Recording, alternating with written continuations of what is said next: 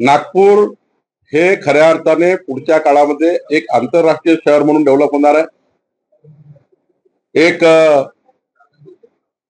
एक industrial district, एक commercial district, एक बिझनेस हब नागपूर तयार होत आहे.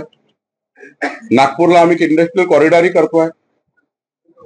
आमचा जो आउटर रिंग रोड तयार होतोय दुसरा, त्या आउटर रिंग रोडवर मोठ्या प्रमाणात कॉमर्शियल डेव्हलपमेंट होणार आहे. आणि ज्या पद्धतीने मुंबईमध्ये बीकेसी झालं त्या पद्धतीने नागपूरमध्ये नवीन नागपूर हे लाळगाव हिंगण्यामध्ये येत आहे.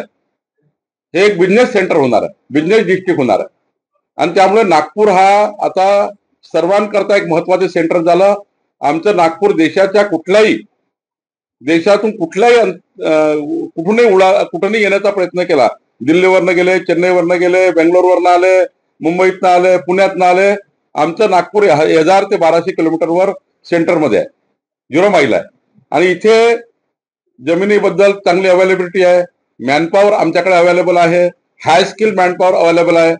1-1.5 लाख 2 लाख मुलं या ठिकाणी आत्ताही रोजगाराला लागू शकतात, इतका मोठा मॅनपॉवर आमच्याकडे आहे. आणि त्यामुळे नागपूरवर आता सर्वांचं लक्ष आहे. आणि सर्वात महत्वाचं, माननीय देवेंद्रजी, माननीय नितीनजी, आम्ही सर्व लोक, जे काही विकासक, जे काही बिझनेसमॅन, जे काही लोक इन्व्हेस्टमेंट या ठिकाणी करण्याचा प्रयत्न करतायत, त्यांना कुठलाही त्रास होत नाही. इथे काही कोणी त्यांच्याशी कोणत्याही पद्धतीचा गैरव्यवहार होत नाहीये किंवा कोणी लुटण्याचं काम करत नाहीये बिझनेसमॅनला कोणाला. इथे एक ग्रीन वातावरण आहे, चांगलं वातावरण आहे. आणि त्यामुळे लोक या ठिकाणी येण्याचा प्रयत्न करतायत.